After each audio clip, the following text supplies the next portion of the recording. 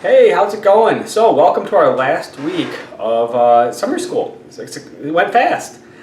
Today, we're going to look at an artist named Keith Haring. He's one of my favorites, and we're going to copy some of his work. The reason we're looking at his work is because it's not super complex, but it does show someone who has learned their fundamentals and is applying them in a very creative way.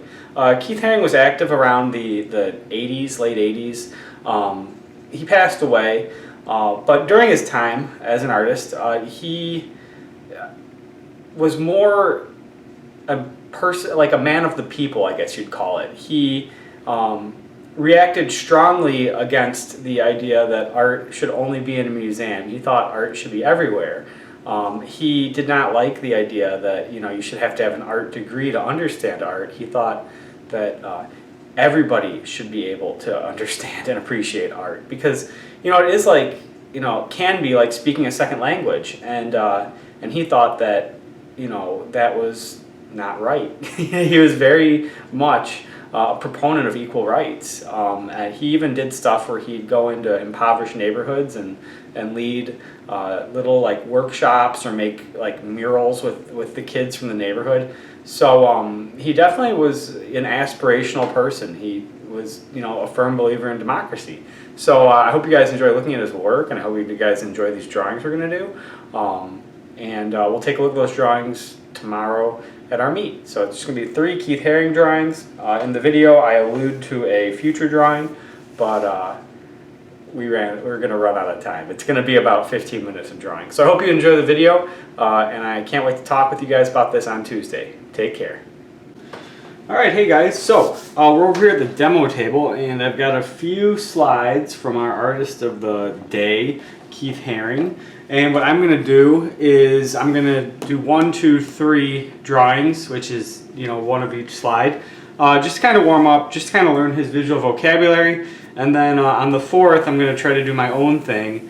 And then over here is space for like our big drawing, because what we're doing is we're taking another artist's art style and we're kind of adopting it. Or maybe it's better to say we're trying to get this artist to adopt us, so to speak. So here we go. I'm going to start in blue. Blue, as always, is my like light sketching pencil. Just to get kind of things laid out, to show my work, do the math, and then I will switch to black. So looking at this first image, there's not as much going on here as you'd think. So I'm just going to kind of like put in, I'm going to start it as a stick figure, and just kind of put in like, okay, there's the head, and you got like a neck that's about that long. This arm swings around. What I'm doing is I'm kind of just getting the big relationships. If you can get the big relationships knocked in, you might not get, the drawing might not be perfect, but you'll at least, have your best shot at it. So big relationships. So I'm kind of like looking for, like, this is an example right here. What I'm doing, I'm looking at the negative space. I saw there was like this house shape down there, so that's what I did. And remembering that, if I make any, I don't have to draw it exactly. If the torso is a little shorter, which it looks like it's sizing up to be, that's okay. It's not gonna be like the end of the world.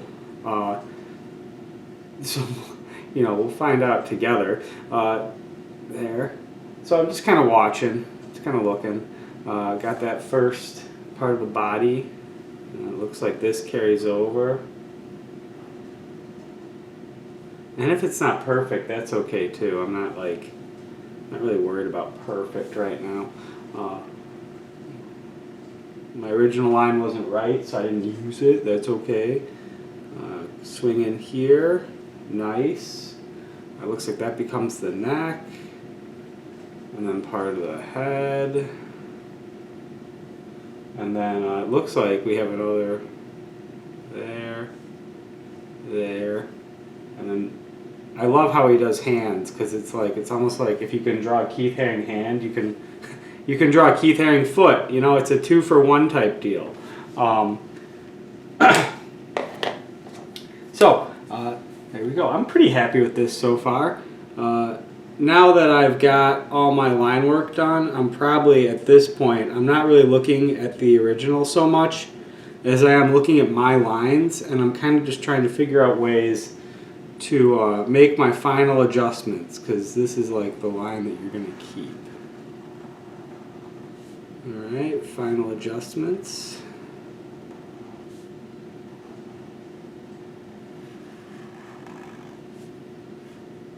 Because you can move stuff in if you want. See how I kind of made the torso a little wider? I'm going to carry it through. Probably move some of these lines out. But that's why you start with, like, you know, a light one first, because if you don't have a lot of room to make adjustments. Woohoo, there we go. And then no Keith Haring tribute drawing would be complete without the action lines. He's got the best action lines out there. That's like these lines. You'll notice that before I drew these lines in, the drawing had a very static feel to it. And these action lines kind of jazz things up, give it a much more, you know, dynamic feel. Polka dots. Alright, woohoo, good job. This was fun. Next drawing, let's see what we got.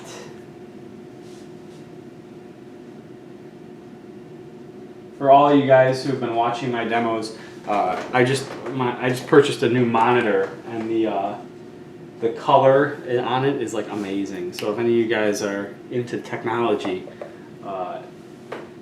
money spent on monitors is money well spent. So this drawing is a little bit, it's landscape, so it's wider than it is tall. And the thing is, my space here is tall. So if you guys drawing at home are working, you can rotate your see what I did there? Now I made it long. But what I'm going to do is I'm going to keep it, because I have a camera to work with, I'm going to keep it, you know, here. And what I'm just going to kind of draw a frame inside the frame. You can handle it either way. I don't know, it's tough, but this is good exercise right here, just trying to estimate the height-width relationship. That's the relationship of how wide it is to how tall it is. It's up to you though. So with these guys, I'm going to start with just kind of like figuring out the placement of their heads. And what's really great about this artist, Mr. Haring, is that, you know, even though it looks like there's not a lot going on there, like this guy did understand like anatomy. So it's always like a trip when you're working on one of these drawings and it looks like super simple, and then you're like, it's not that simple, and you and it gets difficult. Like what I'm experiencing right now. I think I underestimated this drawing, but whatever. They're tricky. You just kind of got to catch the rhythms as you see them.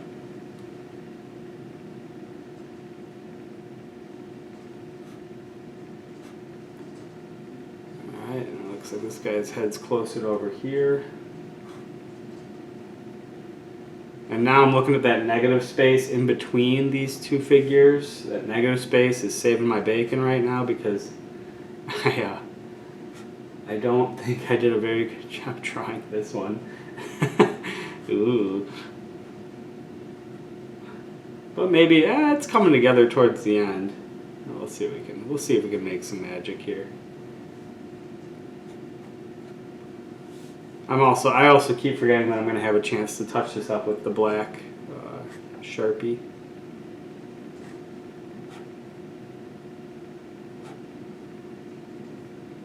Alright, looks like that's the new bottom of the picture. Alright, let's see if I can redeem myself with my black Sharpie. And I'm actually going to go thin and then I'll go thick because I know I have a lot to fix here. And this guy I was actually stronger with, so we're going to start on this side.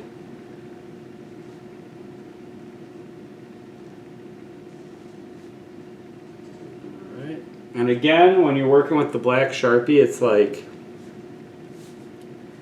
I don't know, I guess, so when I'm working with my blue, it's like I'm spending most of my time looking at the original work, the art I'm copying. And then when I start working in black, I'm spending more of my time looking at my work. and not the work I'm copying. So I don't know. That's something to be aware of. You want to make sure that you're not spending either way. You don't want to spend all your time staring at the artwork unless you're doing blind contour, and you don't want to spend all the time looking at your own work, because then you're not figuring out what's going on. So it's always a balance.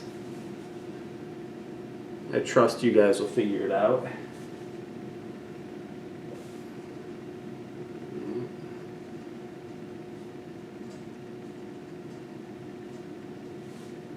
Swing this up over here. I think this arm might have been actually in better shape than I thought. It just was really wide. These little mitten hands. So I was talking about the anatomy in these drawings earlier and how it's deceptively simple, but it's not. It's not simple at all. That's why it's deceptively simple. And it's these mittens you draw for his hands. That is like just a really good example of something that you can do, in your own work. When I draw a person, I definitely start with the mitten hand, because I don't want to draw, all those fingers before I know I have the hand right where it belongs. So I would definitely, when you're thinking about drawing hands, because some of you guys are getting to that stage in your drawing, think about how Keith Haring handles it, and think about maybe just kind of leaving a mitten there. There. All right, so now for the final Sharpie.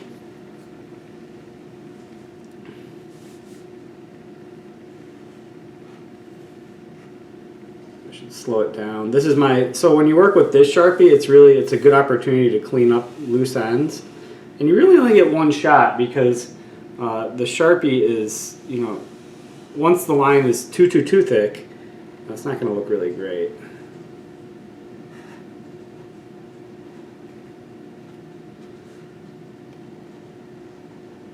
There we go. Nice clean line. I see all these Instagram artists, and I think they speed their drawing up, and it's there's, speed is cool and all, but if no one's gonna no amount of doing a piece of art fast is gonna make up for mistakes. So if you're gonna do it fast, you actually have to almost be better than good, because people are going to be, looking at those mistakes and wondering, why didn't you slow it down? And then action lines. I would say this piece of art is probably all about friendship, which was a theme in Keith Haring's work. One of the big reasons I'm a big fan of him is he was kind of art can be, in a museum, but most of Keith Haring's work was graffiti inspired. He would go down and tag, and then he got to the point where he was so famous that people were like, oh, please draw my building. So a great example. So let's go to our next drawing.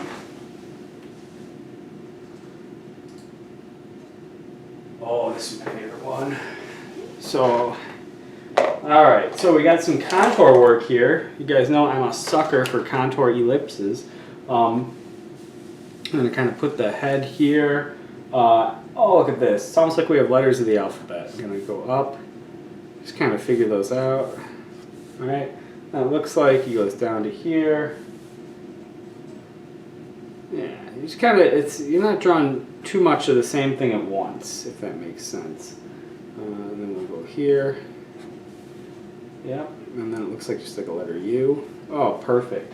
And if anybody's been practicing contour ellipses, this is going to be a really satisfying part of the drawing. Do you see how this line right here is my stand-in for those of you that have taken my other classes? This is this to be the major axis.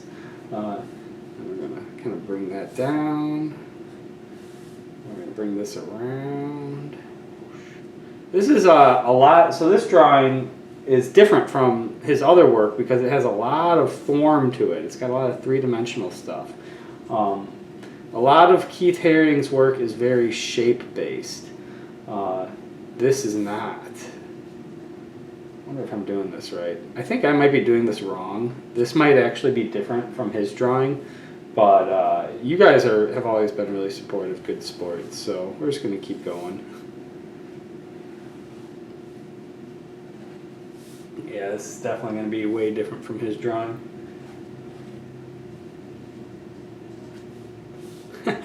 Oh well, I still like it.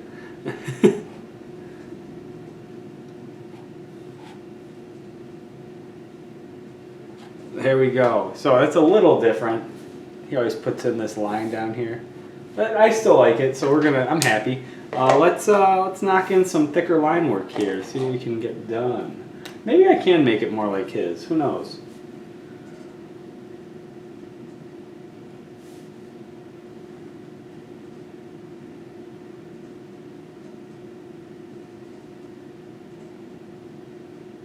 Now it's kind of turning into like, so I've been doing this been drawing so long that it's almost like at this point, like there's a part of my brain that's like, okay man, like I'm ready to draw, like let me draw. You know, it doesn't want to do these Keith Haring drawings anymore. Oh, there we go, there's a fix. All right, so I made it look more like his. So I don't know if you catch that happening with you, that's awesome. It means you're, oh shoot, I didn't mean to do that. Oh. What's one extra contour line? You guys are what? This is the artist process here. Sometimes you make mistakes.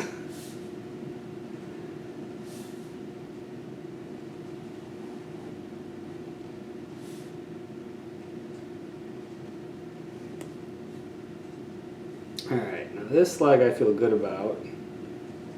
The other one, however, I'm kind of a little bit suspicious of. I don't think I did it quite well enough. So I'm going to make a lot of, see how far that, like, this is way different, but I'd rather admit this. In this case, I'm admitting I was wrong and making a change, and that's always so much more better than just stubbornly insisting you were right all along, because ultimately people are going to figure out you were wrong. So here we go.